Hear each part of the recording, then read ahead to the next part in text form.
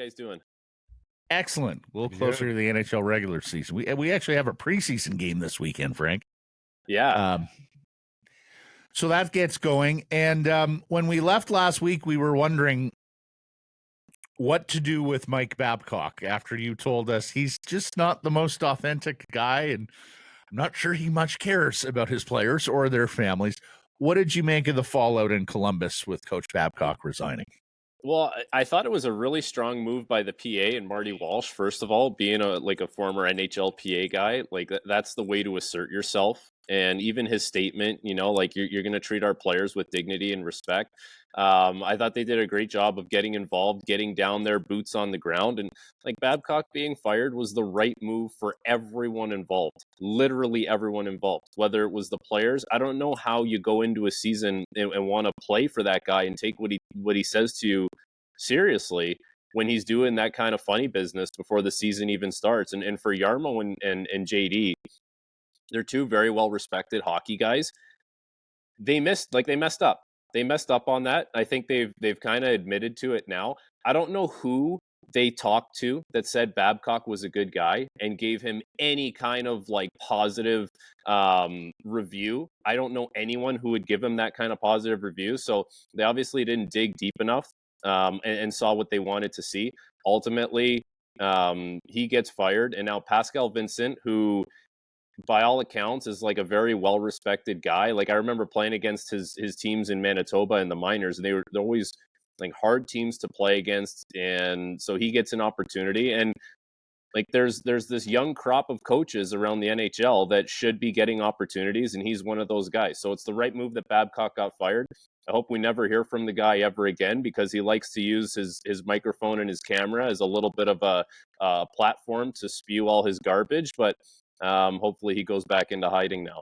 I went down the rabbit hole a little bit and read some Johan Franzen quotes on him. And he said the same kind of things you did about being the person that he is and the genuineness of him.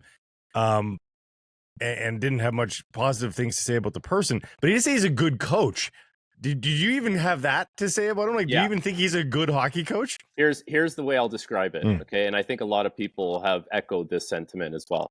If you want to sit in a 10-minute video session with Mike Babcock, you will learn a thing or two about hockey. He is very knowledgeable. He knows that's the game. Temptation, right? That's the temptation for an organization. Exactly. He can break down what's happening in a game better than most others. Where I would say on the bench in the game, he's somewhat stubborn. His ego is so big where he'll start thinking, well, no, they need to adjust to what I'm doing. I'm not adjusting to you. I'm Mike Babcock, and I run my team a certain way, right? So he can get in his own way on the bench mid-game. But I'm telling you, as far as running a practice, a 30 to 40-minute practice, and having meetings off the ice, you will learn a thing or two about hockey. But I think Johan Franzen also said he's the worst human I ever met in the history of hockey. So you also have to keep that in mind as well. Yes, absolutely. Frank, do you think, as you mentioned the PA, this was a strong move? This is a new leader, and this is a guy who served in a presidential administration down south. Do you see a dawning of a new day here with a PA that's a little bit more robust, a little bit more willing to take on Gary, and a little bit more willing to advocate on behalf of the players at the club level? Yeah, it certainly seems that way. Hey, when you see someone take a situation like this, get down there, get boots on the ground, start interviewing guys, it's very assertive, and it's putting the players first. And listen, I think there needs to be a good working relationship between the PA and the league. Ultimately, that's how things are going to get done. But you need someone who's a staunch advocate for, the players and treating the players properly. And as as someone who's been through it, we get treated great. We don't have a lot of complaints that way. But ultimately, if you're going to have that role, there's certain things that are going to come up, and you're going to be the one that needs to either put out the fire or escalate it to what it needs to ultimately be. And so for Marty Walsh, good for him. Good for him for bringing a player with him in Ron Hainsey and getting the player's perspective on things. And good for him for asserting himself and saying, this is kind of the standard now as far as treating our players, and we're not going to be shy to speak up about it. And hey, there's 700, 800 members. I mean, you're going to have at least a handful of complaints every year. I mean, and it just stands to reason because of the numbers. So, yeah, it's good to know that there's somebody there behind you. Last question. Do you think Babcock ever coaches in the NHL again? No, I don't think so. I don't know how you can come back from this one. I think it was well documented from his Detroit days, from his Toronto days, what kind of nonsense he was up to. And I can't remember who was saying it. I think it was Jeff O'Neill who was saying it. He was talking to an NHL coach recently. There was one thing that this guy couldn't do, and he did it before training camp even opened. So yeah. I don't know how you possibly, like, what number chance is that? Like, we're way beyond second chances. I had some dummy tell me that, cancel culture always wins. Hey, dude, this ain't cancel culture. No. Like, this is a guy who is genuinely a bad human being who has done bad stuff time and time again, and he finally got what he deserved. It's not cancel culture. Now, Joel, this has come up, and there's a big difference. Joel Quenneville just met with the league a month ago, I want to say, in his bid to try to gain re-entry into the league. And it's a different story with him. It's a completely different set of circumstances. But do you think just by association of some sort, does he get set back here? Does he get back in the league? Yeah, I think that's a great point. Yeah. I don't think Babcock did him any favors. I really don't. That's what I'm saying. It's a different situation, but I think you're going to get washed with the same brush. You're going to paint it with the same brush. Like, if he was under the microscope before coming back in, it's like, now if you're going to bring him back, it's heavily ridiculed as well. I would say, like, from what I've heard, about guys, like, I know Joel Quenneville has, obviously dug his own grave as far as his NHL career and what's happened in the past.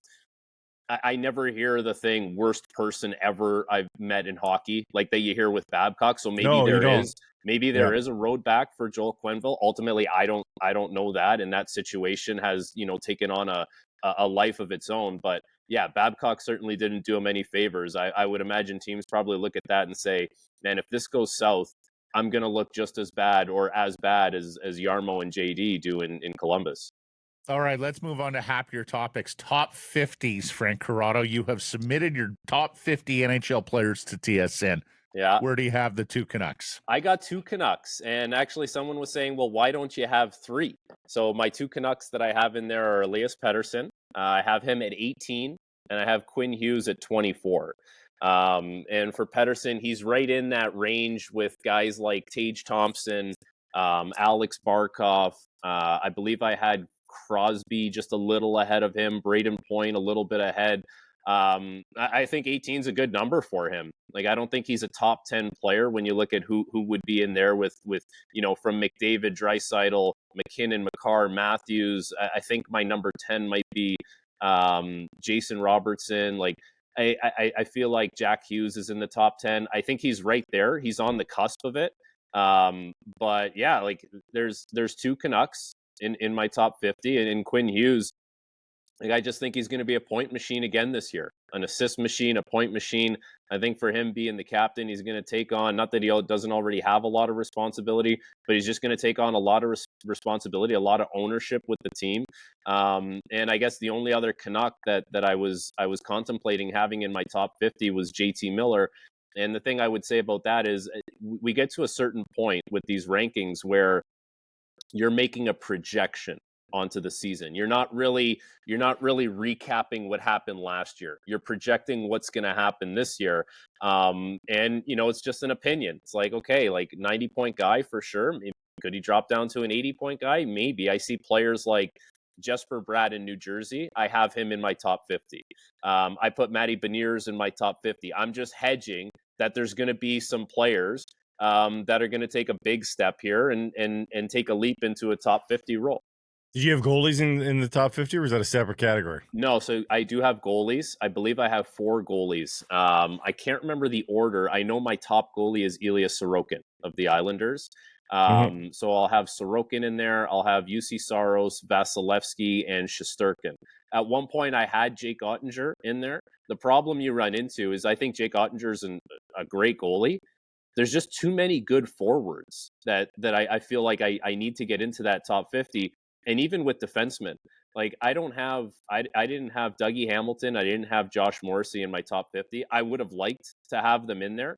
The problem is when you look at the D-men I have, like I'm going to have Fox, Quinn Hughes, Heiskanen, who else am I? Oh, so Makar. Eric Carr, Makar, obviously. And then if you look at it, okay, like Erik Karlsson just had over 100 points last year.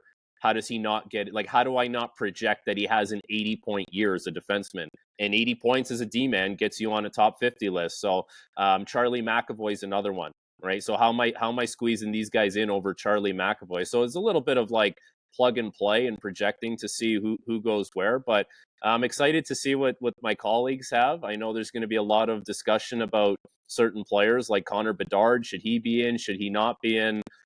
So yeah, it'll be exciting when the list finally does come out. The I goalie. didn't realize we were comparing lists here with your colleagues. Well, then they aggregate them into one list. Exercise. We don't. I don't ever see anyone else's list. You just see they tally up the votes, and then you see what the final list comes out to. And so when you see the final list, you're like, oh, okay, there might have been some people that had Jack Eichel a little higher, or Ryan Nugent Hopkins a little lower. So or the goalie thing, because I think your assessment of goalies is interesting in that, you know, we have seen that goalies, well, we've always known goalies are a fickle thing, but, you know, how much of a difference does a goalie make to your team?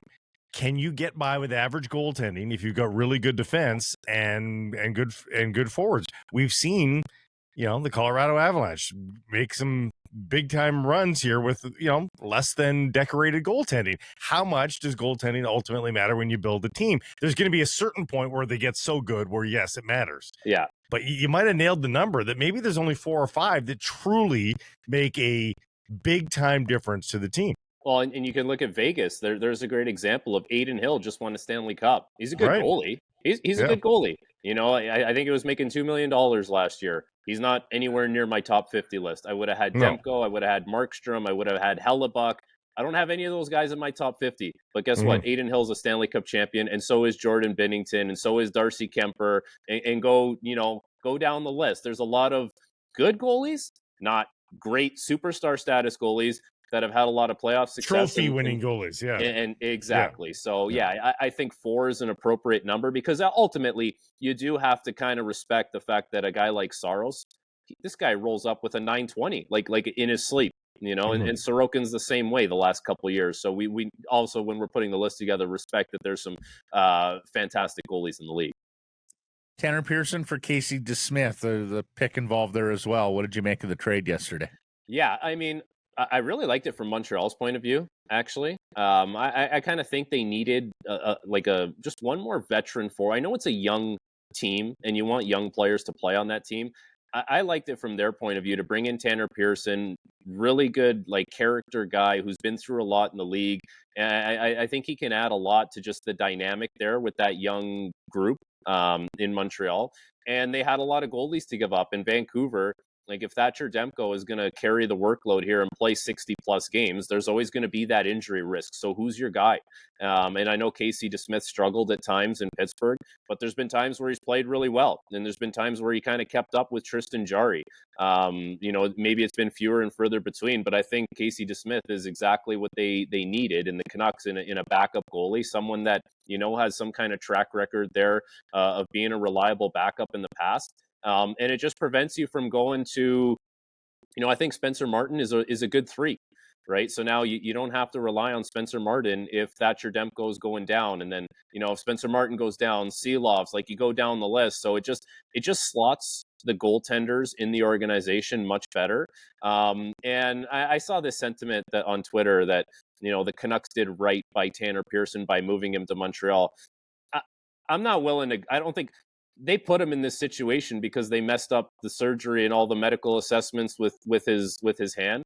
But ultimately, them moving on from Tanner Pearson puts him back in the NHL because it sounds like there wasn't really going to be a spot for him on this team. So, it was a little bit of a mess for Tanner Pearson. Now he moves on to Montreal, and if he does well, they can maybe flip him for something at the deadline. You played with DeSmith in Pittsburgh for 1 year. Tell us about the guy and give us a little scouting report on his style. Yeah, listen, he's a fantastic guy. We were together in Wilkes-Barre, we were together in Pittsburgh. Great guy, very focused on his craft, like very motivated, and you know, like you could just see like when he's at the rink, there's a certain level of concentration and care that he puts into what he does. I think as a goaltender, he's not the biggest guy, but he moves pretty well. And I think that's always kind of been his MO, an athletic, kind of agile goaltender. So yeah, I think he's slotted perfectly. Like I think he is a backup goalie in the NHL on any given night. If you know Montreal just had such a surplus that you know he could have been in the American Hockey League. So good on Vancouver for recognizing that there was a potential backup goaltender out there that they could have in their system. And listen, like all things, if your team plays strong defensively in front of you and they take care of the puck, and it's not 3-on-2 after 2-on-1 after 3-on-2 every single night, I'm sure they could give Casey DeSmith a chance to be a reliable goaltender for them. With that in mind, they did not trade Tyler Myers away, and that's after the bonus. So do you think this is a case of them, rolling the dice that he can be a contributor to the team here, and that this defense is going to be the one they roll with and try to make the playoffs with? I think so. Yeah. And listen, you also have to remember like where this team wants to go. They want to make the playoffs, right? Really better off trying to use them the right way in the lineup. And when they made the decision that they weren't going to strip things down, I think unless you were going to bring in someone that helps you right now in place of Tyler Myers, you're probably that you have. So, maybe it's a situation where Tocchet looks at it and says, okay, I can maybe clip his ice time a little bit more, put him in better positions to succeed. They do have some bigger kind of bold kind of players now on that back end that can, eat up some of that workload. But listen, every year is a new year, right? Like the momentum of whatever you kind of had going last year, that can stop. With you have a good summer and you feel rejuvenated, you go into a new season. But if I'm looking at it from Tocchet's point of view specifically, and I'm a coach and I know like there's a mandate here that we need to try and make the playoffs, give me a veteran that I can kind of work with, that I should have some kind of trust in over at this point, whether it's going to be a prospect or pick, whatever you could recoup for Tyler Myers. At least this way, you have a veteran D-man and maybe you try and use them the right way. Last question. You've been through a Rick Tocchet training camp, or at least a training camp with Rick Tocchet. Tell us what you think these guys are in store for here this week in Victoria. Yeah, so I remember Sullivan's training camp was very fair. Like there was a conditioning on ice. That's crazy. He goes, it's part of the deal aspect to it, but it was very fair. It was calculated. It wasn't like, I love Greener, but that skate that Greener does is just cruel. And I've told him that. I said, that's all right. Like there's going to be some skating involved. It's not going to be like Greener's. The off-ice stuff that we did in Pittsburgh, and I don't know how much of that Tocchet takes with him, but the off-ice stuff we did in Pittsburgh was, it just all stuff that can kind of apply to what you're doing on the ice. There was a bike test. There was a lot of jump tests. There was some strength tests.